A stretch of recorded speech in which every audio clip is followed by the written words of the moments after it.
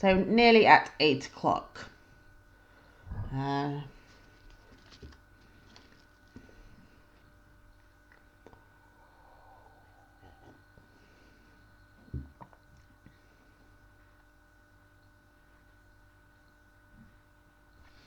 Hey, people.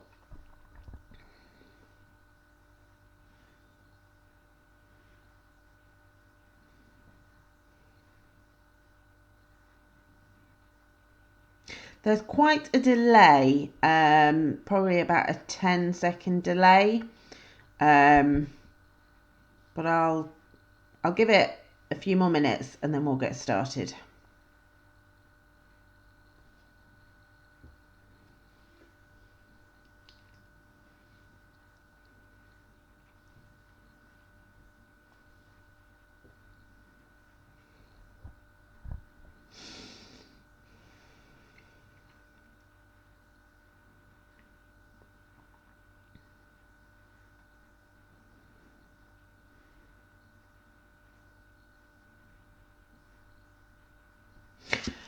Okay, I'm going to get started. Thank you for being here. I really appreciate you taking time out of your Sunday night to come and watch and listen. I hope that you get a lot of value out of it.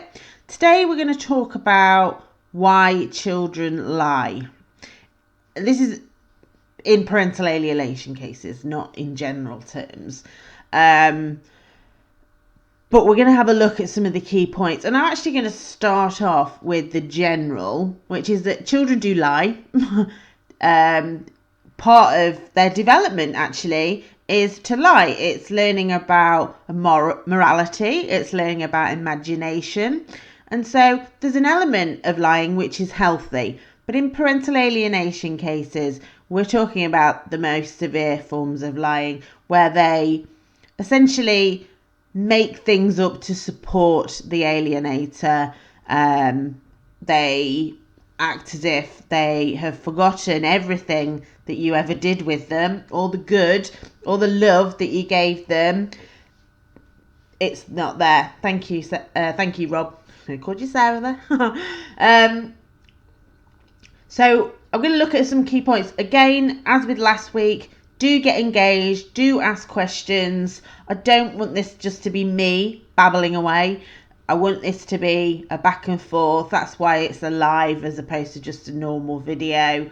So ask away. I'm going to start off with one of the first reasons that children lie, and it comes down to look at what they're being taught.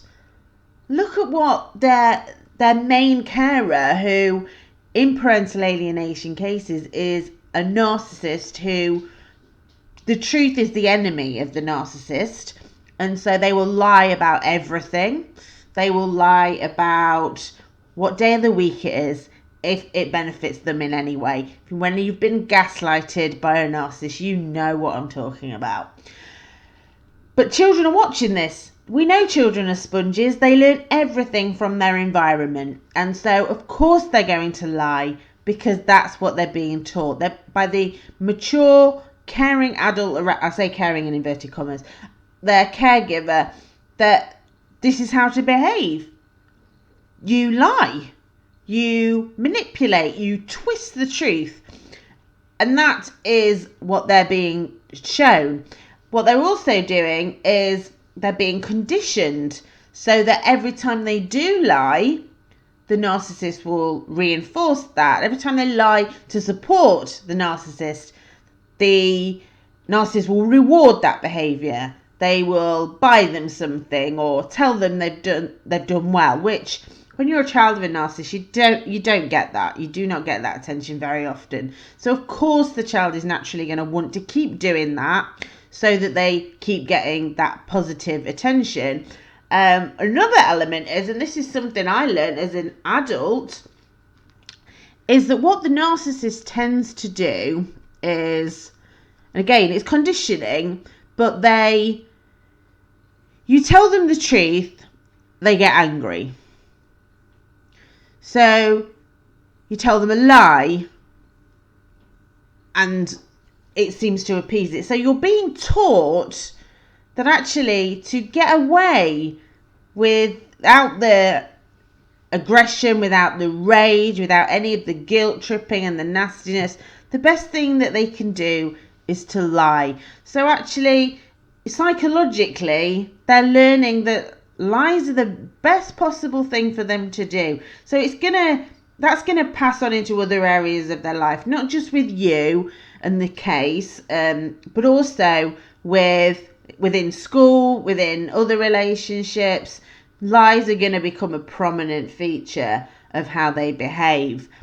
And it's understandable why. I think any of us who, when we've told the truth, have been met with anger or silence. That's the opposite. The silent treatment. That's what some narcissists will do, is they'll go absolutely silent on you. So it's that rejection. When you're met with that, you think, well, how can I avoid that? And children will either adjust their behaviour or they'll lie.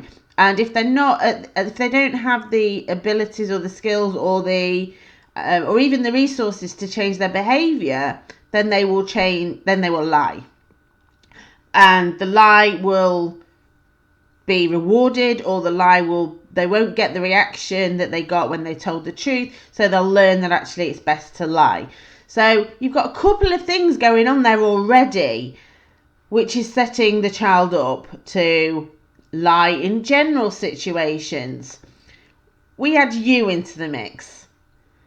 The narcissist will not want to hear anything good about you. So you've got an innocent child who's been to see you, been out for a meal with you, or done whatever, had a lovely time, goes back to the narcissist who says, so what have you been doing? They tell them and they're really happy and they're dead excited, and all they get is, oh, so I'm guessing you're going to want to go and live with them then. After everything I've done for you, I don't want to hear about that anymore.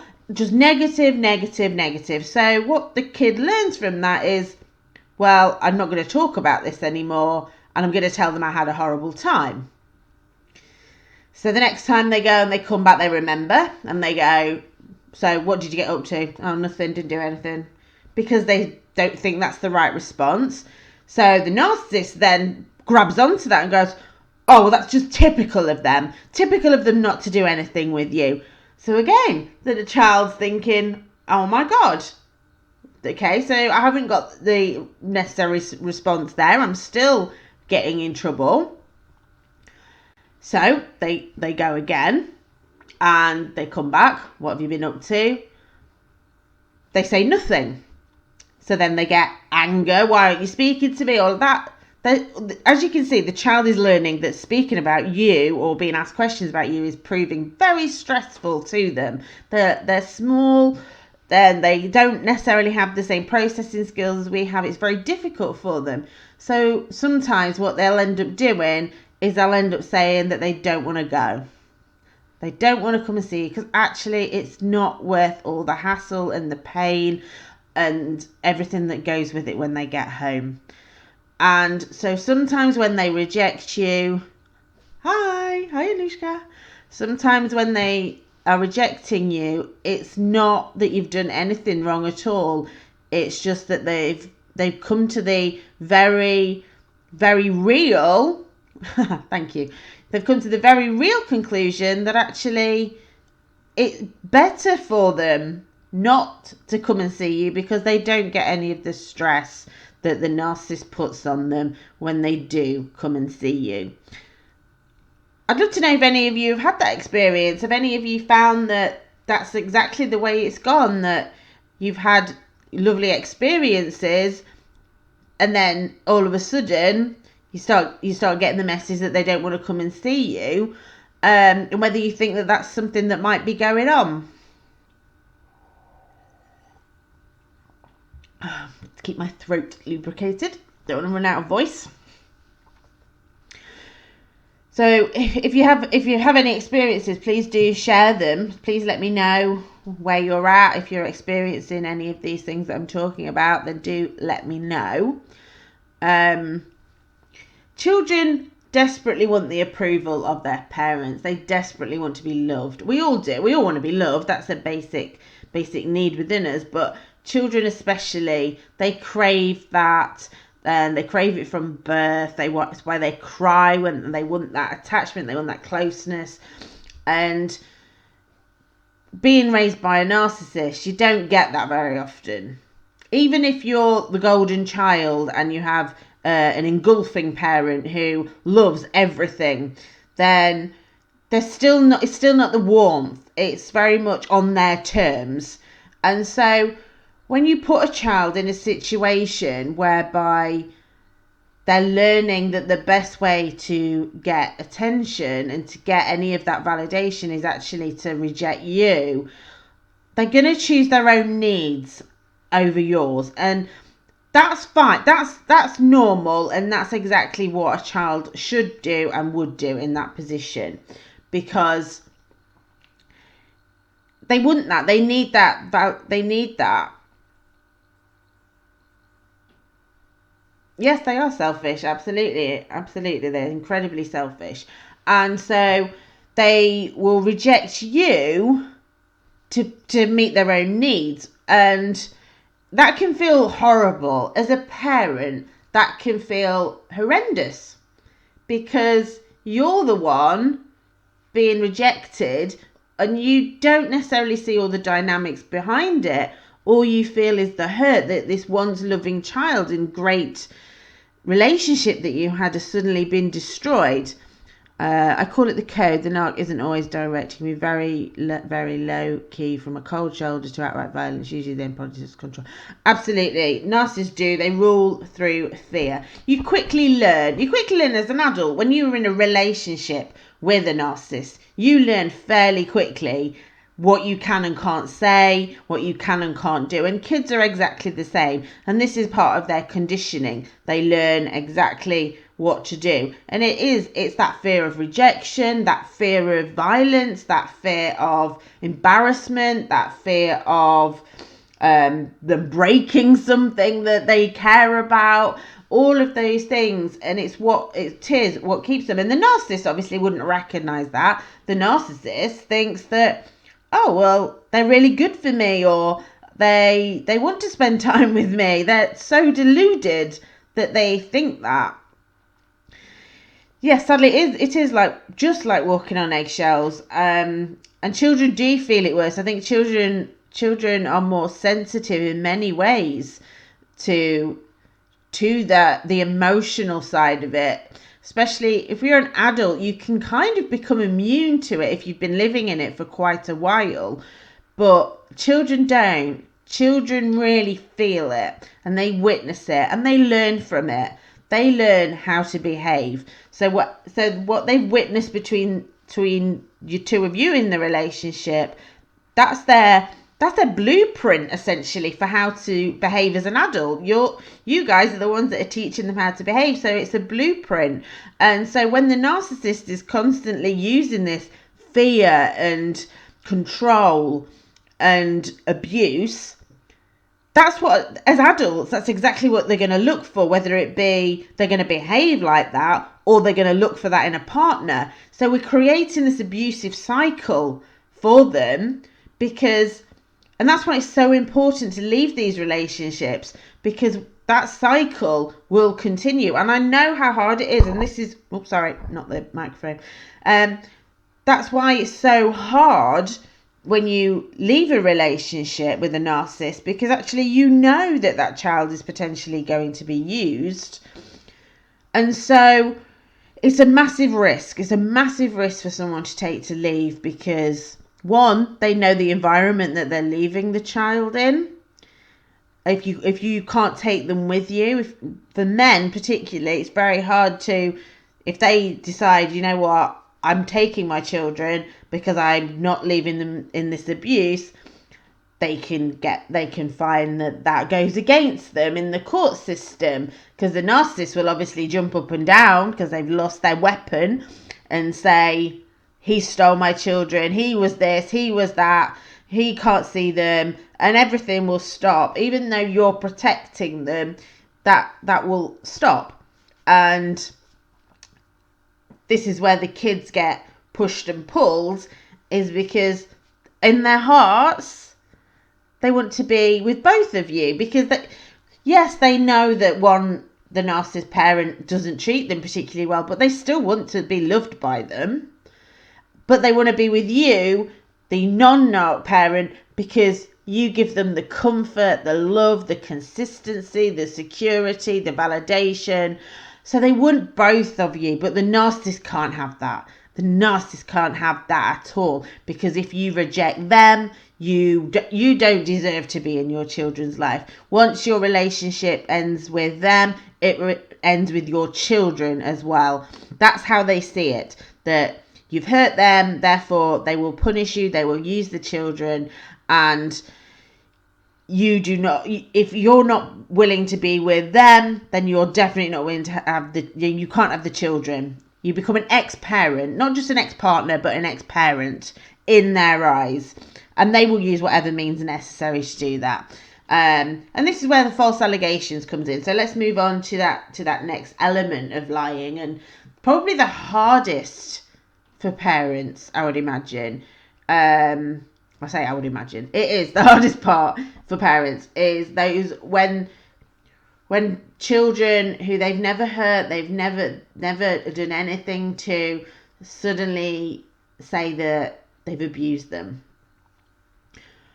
That it's devastating, because one, it's your reputation.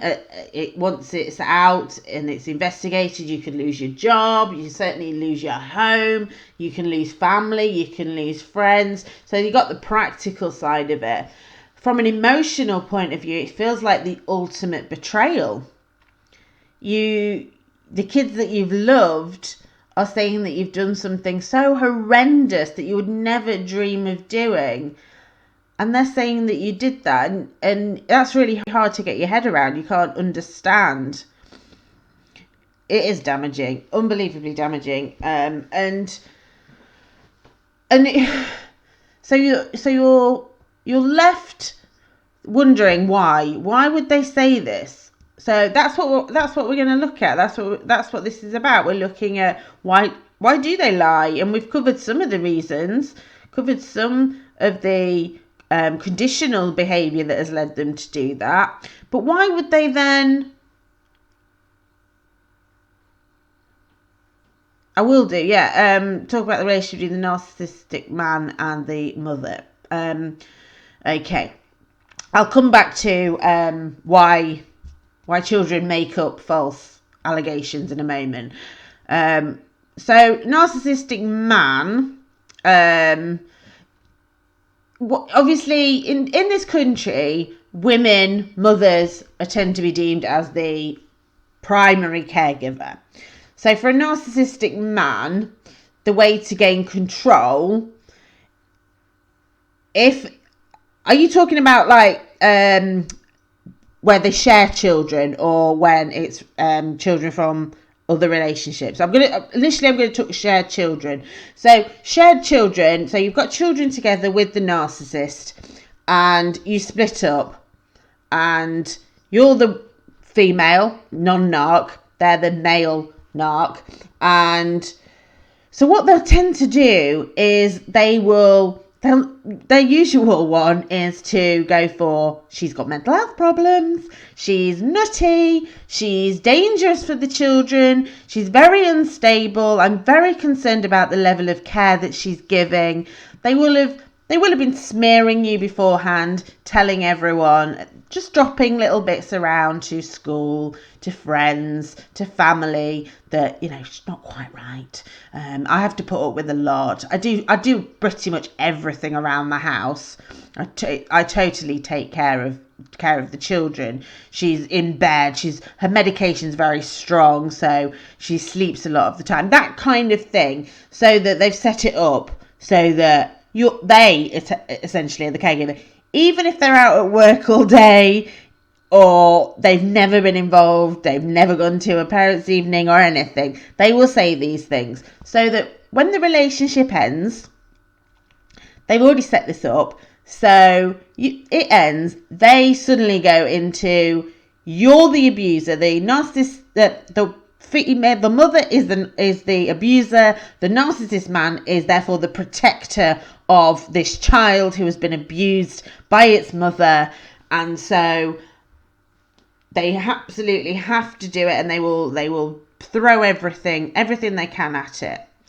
They will apply for full custody on the grounds that you're mentally unstable. That tends to be how parental alienation works with a narcissistic man.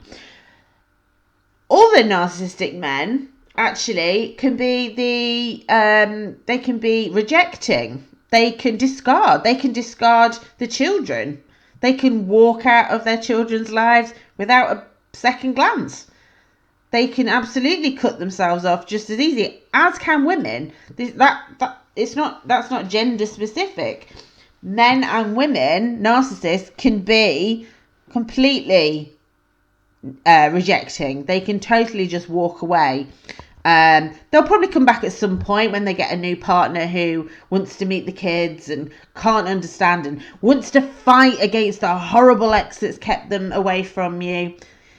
You know that happens. And so, yeah, it's like I say, the narcissistic men will tend to go for mental, she's having a mental breakdown. There's something wrong with her mental health. She drinks, she's unstable, all of those kind of things. And then we'll go on those. Usually those sort of men are the ones in the more powerful positions who have the monetary resources to push this through court, because most courts actually would always go in favour of the mother.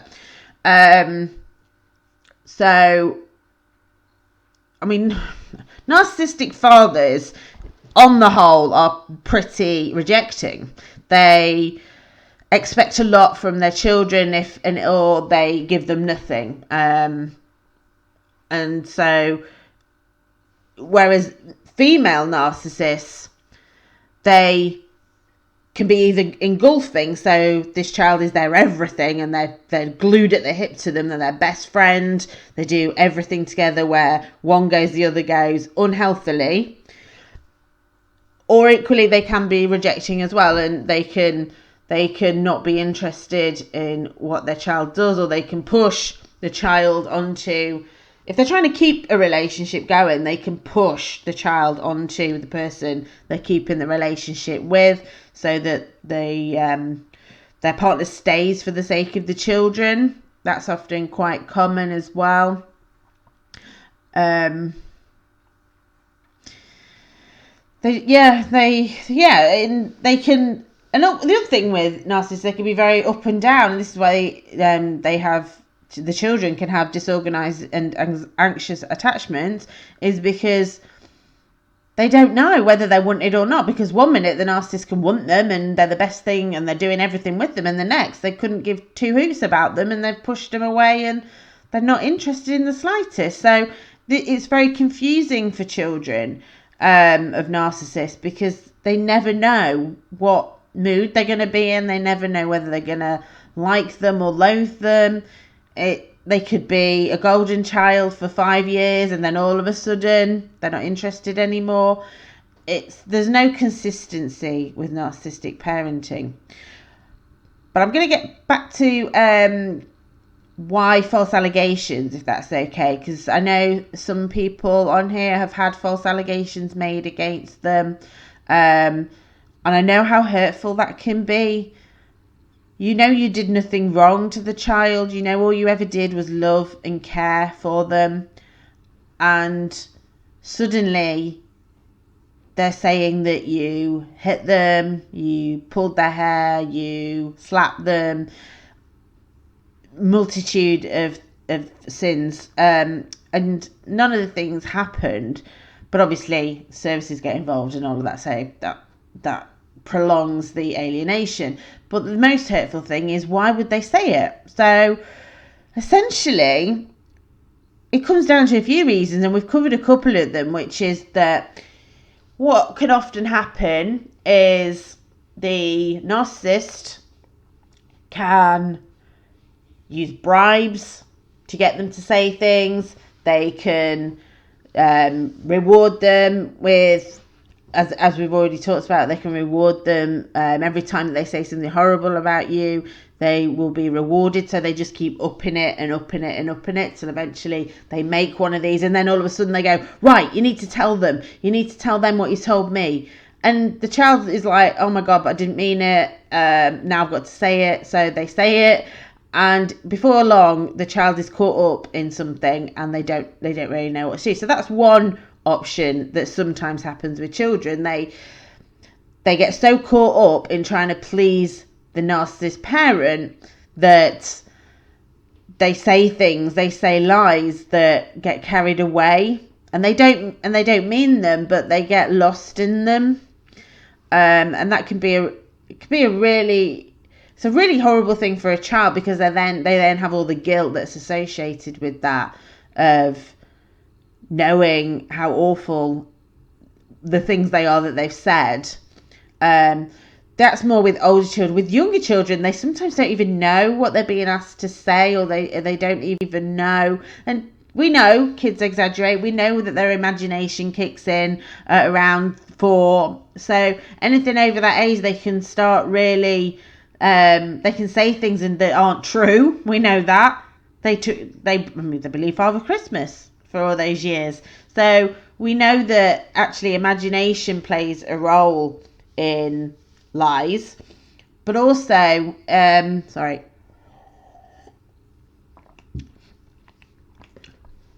that they, every time they say something negative, they are getting all this positive reinforcement from the narcissist.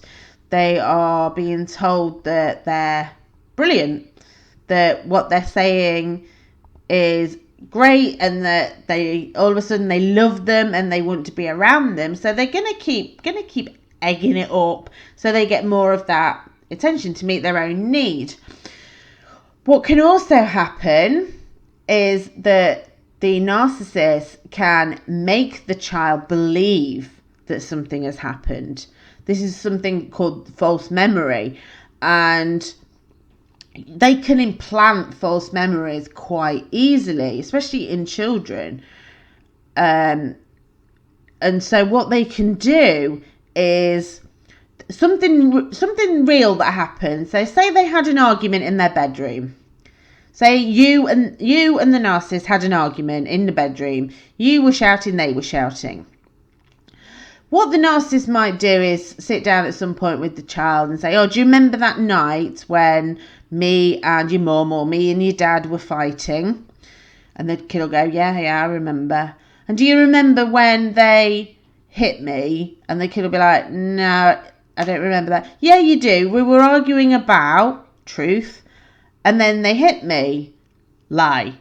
And the kid will remember part of that, so we'll kind of go, maybe they'll get reinforcement for the, yes, you do remember, because I said this, they said that, and then they hit me. And before long, that child is then believing that happened. So that's one process that they can go through. Another one, when it's something that they're saying they've done to them, it can be through fear again. So we're going back to what we talked about earlier, is that the child might say that they want to go and see mummy or daddy. The narc gets really angry at that because they don't want that. That's not in their best interest. They don't want that to happen. They don't want them wanting you. You are the enemy. And so they get angry at them. And so the child is looking for a reaction. Child's looking for some way to appease their mother or their father, the narcissist. And so they're trying all these different things. So eventually they might end up saying, oh, but I need to speak to them because they did this. Or the narcissist might say, do you know what would make it better? What I think you should do is, it would be really fun if you say to, and get them to lie to other people. So because that child is so desperate to please, they may repeat. They may say, oh, mum or dad pulled my hair, or mum or dad tried to strangle me, or whatever the lie is. And they think they're playing a game, but they know it makes the narcissist happy, so they play along. And again, there's a lot of guilt that then plays a part for the children, because they're aware of that. With the false memories, they probably don't even know that they're lying. They know that it doesn't correlate with what they remember about you. They remember you as kind and caring and loving and giving. But they do remember that there was an argument. So maybe they're right. And so they're confused. They're very confused. And this can cause lots of psychological problems for the child, because they've got these two, it's called cognitive dissonance. They've got two very different beliefs about you. They've got this belief that you're brilliant, you're this wonderful parent, you are funny, you make them laugh, you love them, you give them cuddles and you play and you're fantastic. And then they've got this other one, which is the narc telling them that you're awful, that you did this to them and you did this to their mother and or the father, and you're horrible. And so that can cause a lot of splitting, a lot of psychological problems for the child. And that's a real concern with this. A real concern when people are being made to lie is the long-term damage. I'd love to get some feedback. I feel like I'm talking to myself. Anyone want to give ask a question or anything? It would really help. I can keep talking, but I do want this to be as two-way as possible. One of the other areas is that children can be angry. Children can be angry with you. So, thank you. Sometimes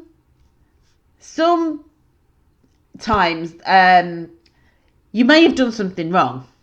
You may have lashed out. You may have gone off with someone else. You may have done something. And the child knows that. The child witnessed that. And so they're angry at you for that. Understandably and perfectly naturally, they are angry. So in some cases, I'll come back to you in a second. In some cases, the children, they are angry at you, and that's okay. But that doesn't mean that they want to cut you out of their lives. And that's where it goes too far, is that the narcissist will push that anger and use that anger, that natural anger that child may have, and then use it to tell everyone else that you're so angry you don't want to see them, and eventually completely come between you. So it's recognizing where there's a good reason for them to be annoyed with you and dealing with that and helping them through it, and when it's been used and abused to push you away. So false memories are incredibly easy to implant, because all it takes is you to have some authority over someone, or you to be in a highly stressful situation. This is why with witness statements, they're so unreliable. We use them in court all the time, but actually they're incredibly unreliable, because it all depends on the wording that's used. And they found this. They found that witness statements can be massively impacted by how they're questioned. And this is exactly what happens in false memories in parental alienation cases, is that the authority figure, the mother or father, the narcissist, puts pressure on the child, and they get them to repeat. Repetition is if any of you know anything about the brain cannot differentiate between a real and an imagined event. So the more that the narcissist tells the child that something happened, the more they're then going to believe that it happened. And so you've then got how they word it. So like I was talking about the fight example, if they're wording it as, you do remember when that happened, don't you? That's kind of like the child has to answer in a yes, because if and it's all that kind of thing. All that wording is very clever, and the narcissists are brilliant at that. You're on the receiving of end of this for a long, long time. And so that is how false memories can be implanted. Obviously, there's a lot more to it than that, but essentially, those are the three elements. You've got to have an authority over them. There's repetition to build their imagination up, and stress, high levels of stress. So those three things play a big part in forming false memories, and that's exactly the three components of parental alienation. So how old does a child have to be before these tactics are ineffective? Ineffective. Okay. Well, you're obviously a very young child they won't be effective on a very young child, but the narcissist can just physically keep them away by not handing them over. In terms of an age when they realise what's going on, which I guess is what you're asking, it depends on the fear factor. Going back to what we spoke about, if a child has been exposed to this all their life, and it depends how strong the non-narcissist parent is as well, because you are going to create some level of resilience within the children. Your role is to create that resilience. So if you've had a strong role in their life, you've taught them strong morals, you've taught them right from wrong, you've taught them lies and truth, you've taught them who to trust, who not to trust, you've given them that confidence in themselves, then it could be as early as 7 or 8 that it's ineffective. But if you've got a child who's very vulnerable and hasn't had that protection, then they could be into their 30s, 40s, 50s. There is no magic age, because it does depend on a lot of other factors. Obviously, cognitively, again, the development level,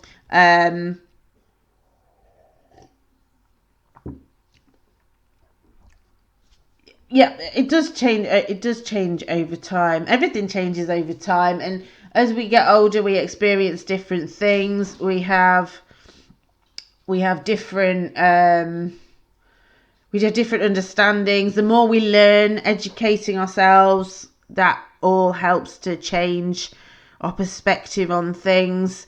I'd be interested to know in what aspects it changed. What did you find? Did it become? Did understanding it more help? Did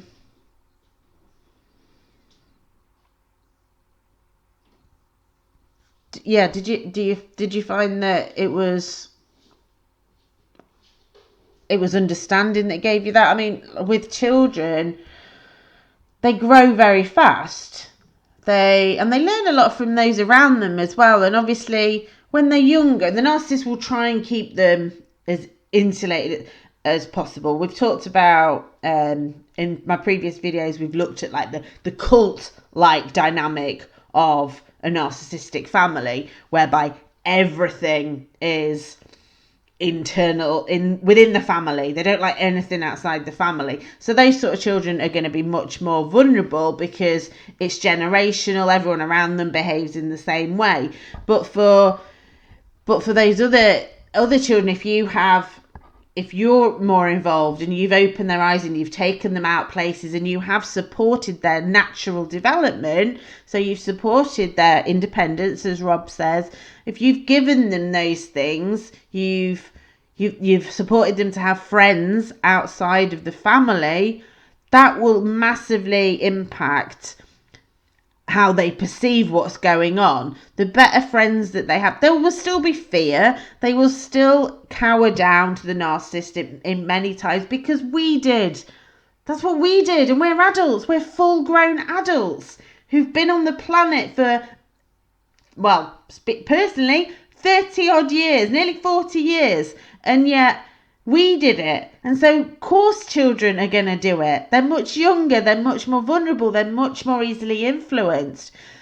And that's why your role, and this is what makes parental alienation so hard, is because you're taking away that You're ripping them away from the resilient person in their life. You're ripping them away from the person that's going to give them all of those skills, going to give them all the strength to cope with life, let alone coping with a bloody narcissist.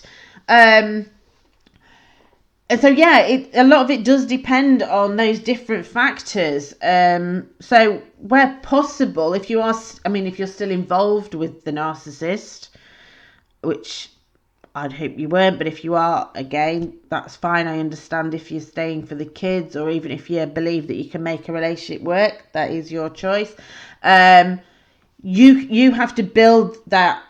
You have to build that within them. You have to ensure that they're meeting all their normal, natural developmental milestones, so that they do start to see the world and develop that natural independence, so that when they want to fly the nets, they can do it, and they're not as easily influenced by these things. Should the child be encouraged to speak out, or will this put even more pressure on them? The narcissist will put pressure on them, obviously, because they don't want the truth to come out. The truth is the enemy of the narcissist. They will do anything they can to keep it secret. So they will be doing everything they can to silence their children. We covered this before, that narcissists will go to extreme lengths. You read in the papers of parents that kill, and I guarantee that they are narcissists because the truth's about to come out, or they're about to lose, and so they go to extreme lengths. But on the other hand, you have to encourage your children to speak out. You have to encourage them to say what's in their heart. You have to, if they're unhappy, they have to find an environment where they can say that.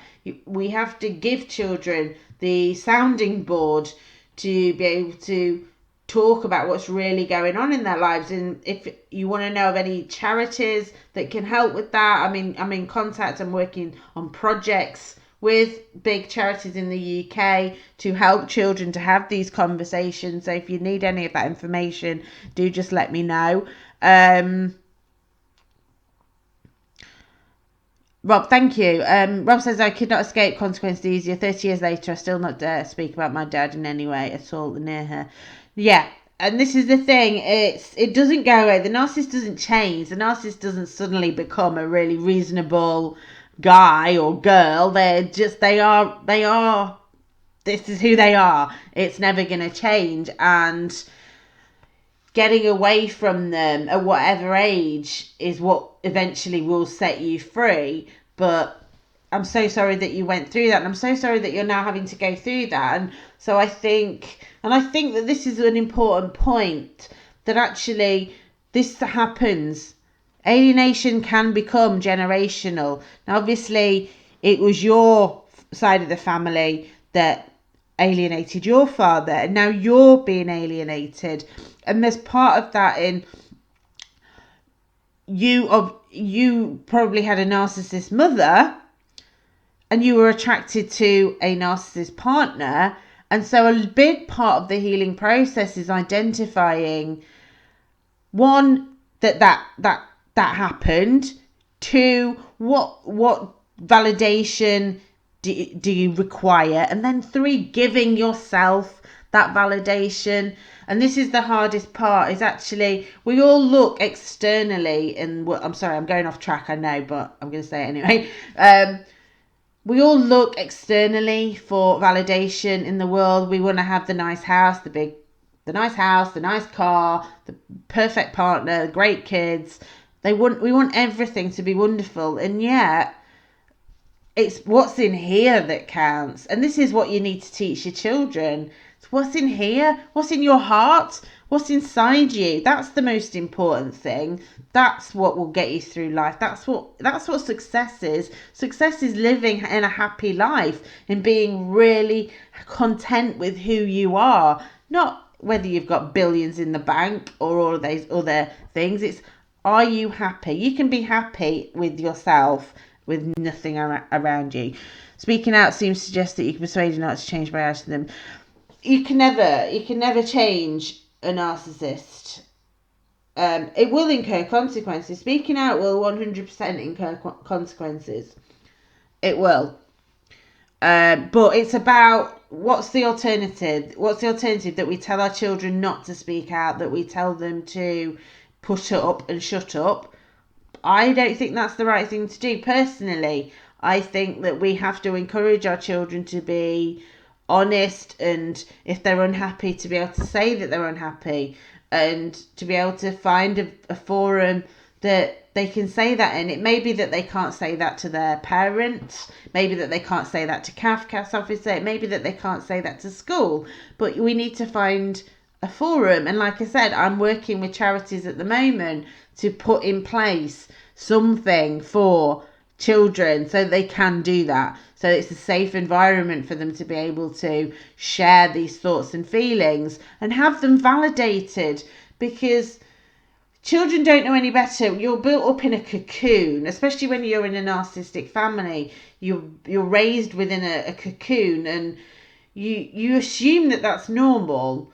But as you get older and you start playing with other friends, or even in a school environment, when they start talking about families, suddenly you start to think, well, that's not really what happens in my family. You start seeing the differences, and things start to sink in that something's not quite right. You've probably always felt that something wasn't right, but as you see more of the outside world and more of normality, you can see the difference, and children will want to know why. They may not have the courage to ask the questions of the people around them, but they will want to know why. And this is why in parental alienation cases, your kids will come back to you. Even if they've not spoken to you for years, they will come back to you, because they will want to know what's gone on. We have an innate desire to know our parents. That's something that you cannot get over that. No amount of manipulation, no amount of fear can break that innate quality. It's like needing to breathe. You can't get over that. So we have that desire to know where we came from. So they will come back because they need to know those answers. So wherever you are in the process of parental alienation, know that they will come back. Know that desire is an innate one, and it will never go away. So even if it takes a month, a year, 6 years, 10 years, 20 years, they will come and ask the questions. I know that sounds horrendous, but I'm just saying there's light at the end of the tunnel. Cognitive dissonance is horrendous, and it's the stuff that keeps you awake at night, and it's the stuff that stops you from being able to move forward.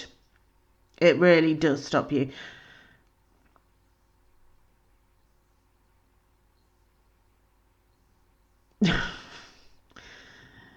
And this is a problem, Steve, is that he's obviously, can you imagine the response he got? He told his mum that he wanted to come and live with you. She would have gone off her rocker at him. She would have gone nuts. So, of course, he is now going to turn around and say he doesn't want to see you, because he's desperately trying to make amends for that mistake. And I'm aware that I'm being sarcastic when I say that, because it obviously wasn't a mistake. He was being truthful. And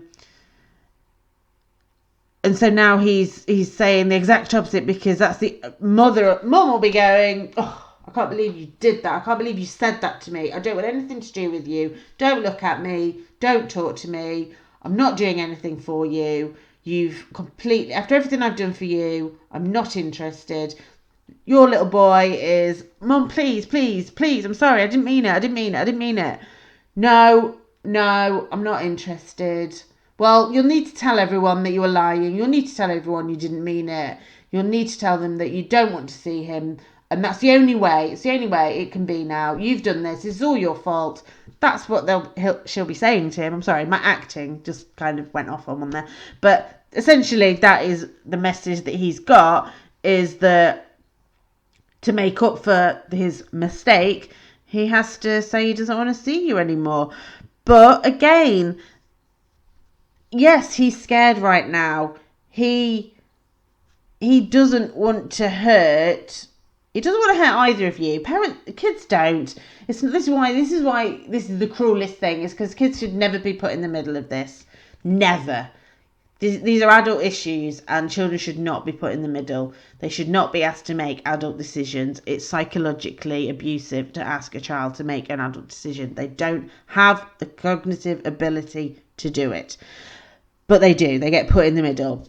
And no.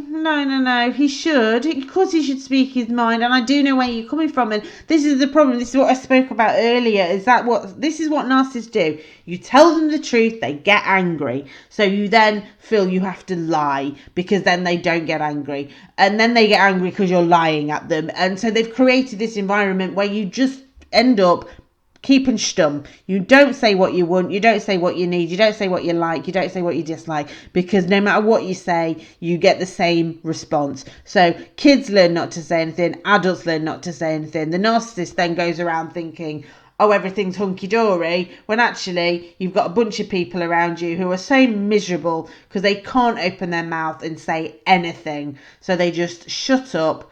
They withdraw. They get depressed. They get suicidal because they can't speak. And this is what narcissists do. And I'm sorry, I got really angry. That really triggered me because that's exactly what happened in my situation. So I apologise. I will just calm myself down a little bit. But you should always be allowed to speak the truth. You should always be allowed to speak the truth. End of. That's just fact.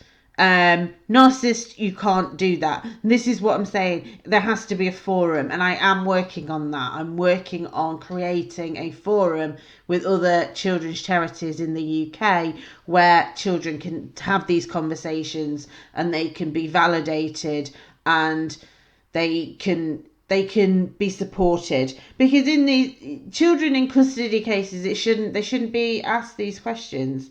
They shouldn't be asked to decide where they live at all. They shouldn't be asked those questions, because and this is why Kafka, to me, I've got friends who work with Kafka, so I don't like to slag them off too much, but it's why they haven't got a frigging clue about parental alienation, is because those reports that they create, they just support the abuser every time, and they can't see that those reports are designed for abusers. They're designed for a narcissist. They're designed to make a narcissist's life easy as pie.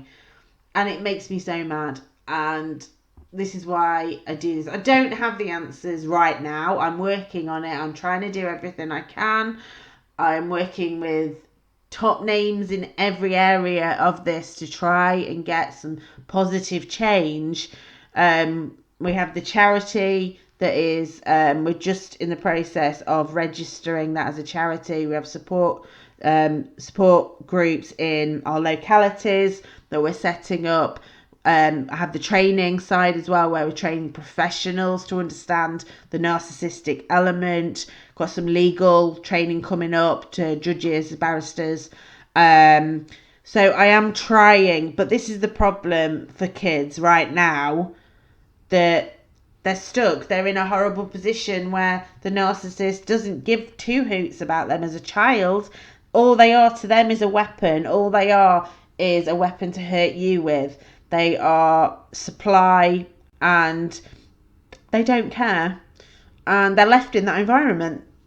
The system that we're in right now supports them to keep their children, supports them to cut the loving parent out, to leave a child completely desolate. And I just get angry thinking about it. But the purpose of this video was to understand why children lie, and to realize there's so many different reasons that children lie. Sometimes they don't even know they're lying because they've had false memories implanted. So they believe that when they say daddy's this, daddy's that, or mum is this, or mum is that, they believe that to be the truth because it's been implanted in their head. So that's one element. They don't even know it. They can be confused because they are annoyed with you. They're annoyed that you're not there anymore. They're annoyed that maybe they saw you shout. They're annoyed that they've heard there's another person involved. But that doesn't mean that they shouldn't still that and they it's not that they don't want to see you, but obviously the narc's then telling them, oh well, if you're that angry you probably shouldn't see them, and they'll play on that. So the child is confused as well. They are constantly seeking that approval from the narcissist that they'll never fully get, but they're desperately trying. They're jumping through all the hoops. They're going for that goalpost that keeps moving, and they've just been conditioned, as we all were. We were conditioned to lie or to keep our mouth shut. Keep it shut. Don't say anything, because if you say anything, you'll just get shouted at or ignored. And social learning, that's what they're being taught, isn't it? They're being taught how to learn narcs and master liars and manipulators. So they're learning from the best in the business. 12 years, I couldn't face the question and wouldn't answer. I wanted to go to my dad, but I wouldn't say a word. I couldn't handle the responsibility and the guilt. Yeah, exactly. And this is the point. Yeah, exactly. You've summed it up brilliantly. A child is asked to decide, who do you want to be with? Do you want to be with your mum or your dad? How should a child ever be made to have that choice? That's horrendous. That in itself is child abuse. Asking a child to choose between their parents. It should automatically be 50-50. Automatically be 50-50 unless we can prove that there is abuse. And part of that is identifying what narcissistic abuse is, getting it diagnosed, and accepting that it should be treated in the same way as some other disorders, such as schizophrenia. I was talking to my colleague about this the other day, that as a social worker, if we had a case came in and we knew that a parent had, say, schizophrenia and they were pregnant, we would do a pre-birth assessment. So we would look at their parenting capacity prior to the child being born, go through the practical side, the emotional side, basically to make a decision, were they capable of caring for this child, looking at what support they had around them, had they engaged, all of those kind of things. I'll be honest, 9 times out of 10, if when they had something like schizophrenia, the child was removed at birth, and that there was to adoption. My question is, why is a narcissistic parent not in that same category? It's not that dissimilar. So why are we not doing that? And these are all the questions that I want to answer, and balanced psychologies that I'm working with. These are the questions that we're looking at. Is why is schizophrenia treated in one way and narcissism treated in another, and not even recognised? Because if it was recognised by professionals as being a severe personality disorder, just like schizophrenia, for example, that's just an example, it would fall under the same category of assessment that would, and it would potentially protect a lot more children in the process. Again, something that we're working on. There's a lot of works in progress here, guys, so I apologise I don't have all the answers for you. I hope that by sharing some insight with you, helping you to see that just because your child has said they don't want to live with you, or that they've said that you abused them, doesn't mean that they think that has really happened, or even that they don't love you anymore. They are victims. They are victims in this.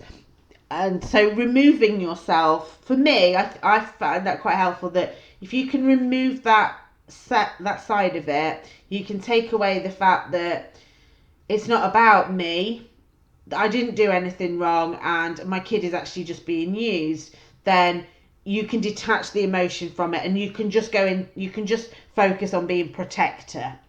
I hope if nothing else, then this life has given you that perspective that it's not anything you've done. Your child doesn't think badly of you.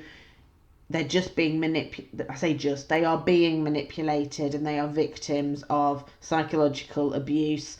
And so back into protector mode, and remove yourself from the emotions. Become objective in how you view it. Has anyone got any more questions? We are coming up to the hour. Happy to stay if you have any more questions. If not, I will leave you to your Sunday. If we've got any football fans here, I was watching the Liverpool game this afternoon, so was I stressed. We did it, we held on, so I'm very happy. But yeah, I'm ready to put my feet up and chill out after that, but more than happy to stay if you have any questions. Thank you, Anishka, you are brilliant too. But yeah, any more questions, do feel free. Now is the time, or you can PM me. Thank you, Steve, appreciate it. If you haven't subscribed, please subscribe, really appreciate it. The more people that subscribe, the more I show up in searches, and therefore the more people I can help. So it would do me a huge favour if you could just click on that red button and subscribe for me. That'd be great.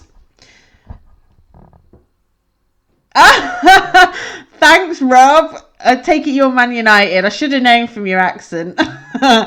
Yeah, I'm on every Sunday, Bluebell. Every Sunday, 8 p.m, discussing something regarding a different topic around parental alienation. If you have any particular topics you want me to discuss, you can get in touch with me on social media or leave a comment on here and I'll go through them. So yeah, you are a Man U fan, aren't you, Rob? Only a Man U fan would say that to me.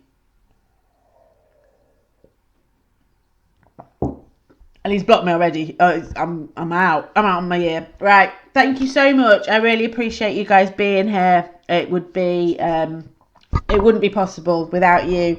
So thank you. I hope you found it helpful. If you have any questions, you can email me. How to help the kids when you use 2 hours a week.